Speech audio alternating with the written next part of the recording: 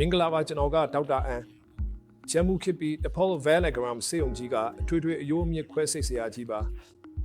ဒီနေ့မှာတော့ polytrauma အမျိုးမျိုးသောထိခိုက်ဒဏ်ရာများအကြောင်းကိုဆွေးနွေးပြောပြသွားမှာပါ polytrauma ဆိုတာဘာလဲလူတွေသိထားတဲ့ပါတယ်အချိန်ချိန်မှာ polyskeletal injury အယိုးမျိုးမျိုးကျိုးခြင်းကို polytrauma လို့မှားယွင်းပြီးစေကုသနေကြတာတွေရှိပါတယ်အယိုးမျိုးမျိုးကျိုးနေတဲ့အခါမှာတော့ဒါကို polyskeletal injury လို့ခေါ်ပါတယ် polytrauma ဖြစ်တဲ့အခါမှာဘာတွေသိထားတဲ့လဲဆိုတာပါ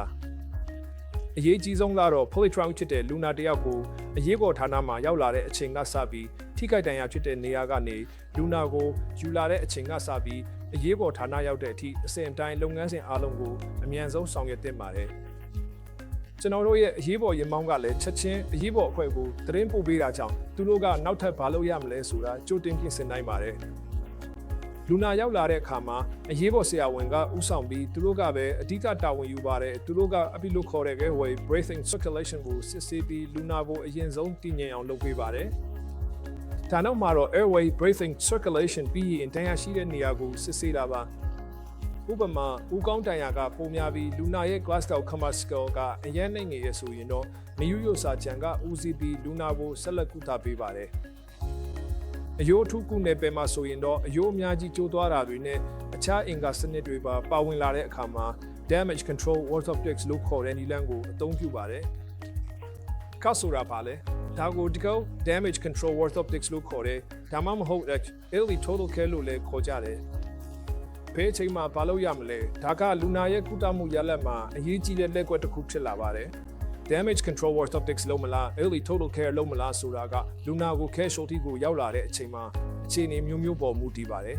။ဥပမာလူနာရဲ့ systolic သွေးပေါင်ချိန်ကဲ့သို့သောအရာတွေပါ။နောက်တစ်ခုကတော့သွေးဘူးဘယ်နှဖူးလောက်ပြန်သွင်းပေးထားရလဲဆိုတာပါ။သူ့ရဲ့ base deficit ဘယ်လောက်ရှိခဲ့တယ်လဲဆိုတာပါ။သူမှာ acid ဖြစ်နေခဲ့သလားဆိုတာပါ။ဒါအပြင် hyperthermia ဖြစ်နေခဲ့သလားဆိုတာပါ။ hyperthermia ဆိုတာကလည်းလူနာကိုတည်စေနိုင်တဲ့အရာတစ်ခုပါ။ hyperthermia ရှိမရှိဆိုတာပါ။ဒါအပြင်ဒီအရာတွေပြီးရင် serum lactate ကိုပါစစ်ဆေးကြပါတယ်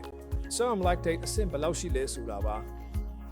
ဒီလိုနဲ့အခြေအနေမျိုးမျိုးကိုစဉ်းစားပြီးတော့ damage control orthoptics လုပ်မလား early total care လုပ်မလားဆုံးဖြတ်ကြရပါတယ် damage control orthoptics မှာအကြီးစားအယိုးကျိုးမှုရှိတဲ့အခါမှာလူနာကိုဒုတိယအကြိမ်ထပ်မထိခိုက်အောင်လုပ်ပါတယ်ပထမဆုံးထိခိုက်မှုကတော့လမ်းပေါ်မတော်တဆမှုအတွင်းမှာဖြစ်ပြီးတာပါနောက်တစ်ခုကတော့ဒီမှာကျွန်တော်တို့လုပ်မဲ့အရာပါဒါကြောင့်ဒုတိယထပ်ထိခိုက်မှုကိုကျွန်တော်တို့ကမဖြစ်အောင်လုပ်ရပါမယ်ဒါကိုပဲ damage control လို့ခေါ်ပါတယ်လူနာအတွက်ထပ်မံပြဿနာတစ်ခုခုကိုမဖြစ်အောင်လုပ်ချင်တာပါဒါကြောင့်လူနာရဲ့ vital signs မပြောင်းလဲအောင်အနည်းဆုံးလိုအပ်တဲ့လုပ်ငန်းစဉ်ကိုပဲလုပ်ပါတယ်တစ်ချိန်တည်းမှာပဲအယိုးတွေတည်ငြိမ်အောင်ပြုစုနိုင်အောင်အပြင်ဘက်တက်ဆင်တဲ့ external fix လိုမျိုးနည်းလမ်းနဲ့တချို့ကုသမှုတွေကိုလည်းပေးပါတယ် female သို့မဟုတ် tibia အတွက် intramedullary nailing ကို remake လုပ်ပြီးနာရီနဲ့3လောက်ကြာကြီးမားတဲ့ခွဲစိတ်မှုလုပ်တာထက်ကျွန်တော်တို့ကအပြင်ဘက်တက်ဆင်တဲ့ external fix တွေကိုတက်ပြီးလူနာကိုတည်ငြိမ်အောင်လုပ်ပါတယ်ပေါင်ရိုးခွဲပြီး3ယိုနေတဲ့အခါတောင်မှပဲ external fix တွေတက်ပြီး3ယိုတာရက်အောင်လုပ်လူနာရဲ့ hemodynamics တည်ငြိမ်အောင်လုပ်ပြီးနောက်24နာရီမှ82နာရီအထိလူနာကိုစောင့်ကြည့်ပါတယ်ဒီအချိန်ကိုကျွန်တော်တို့ကဒုတိယအချိန်ထပ်မံထိခိုက်နိုင်တဲ့အချိန်လို့ခေါ်ပါတယ်ဒုတိယနေ့ကနေ9ရက်မြောက်နေ့အထိလူနာတည်ငြိမ်မှုရှိမရှိစစ်ဆေးပြီးလိုအပ်တဲ့တွေးထုတ်ကုန်တွေဥပမာ Paxils တို့လိုအပ်သမျှကိုပေးပါတယ်လူနာတည်ငြိမ်သွားတဲ့အခါမှာတော့9ရက်6ရက်ကျော်ပြီးနောက်မှာပဲ nailing သို့မဟုတ် internal fixation လို့ပထမအကြိမ်ကုသမှုအတွက်ခွဲစိတ်ခန်းကိုခေါ်သွားပါတယ်အဖွင့်ကျိတ်ကျိုးမှုတွေမှာတော့ကျွန်တော်တို့ကအပြင်ဘက်တက်ဆင်ဆက် external fix တွေတက်ပြီးတန်ရှင်းအောင်ဆေးကြောပေးပါတယ်လူနာမှာဗာမျိုးသောပိုးဝင်ခြင်းမရှိအောင်တေချာစစ်ဆေးပြီးကောင်းမွန်တဲ့ကုသမှုတွေကိုလည်းပေးအပ်ပါတယ်ဒါကြောင့်ဒီလို damage control orthoptics တို့မဟုတ် early total care ဆိုတဲ့မူဝါဒကို polytrauma ဖြစ်တဲ့အမှုတွေအတွက်အသုံးပြုပါတယ်။ဒါဟာအဓိကကုသနေတဲ့အယိုးထုကုဆရာဝန်ရဲ့ဆုံးဖြတ်ချက်အပေါ်မှာအပြည့်အဝမူတည်ပါတယ်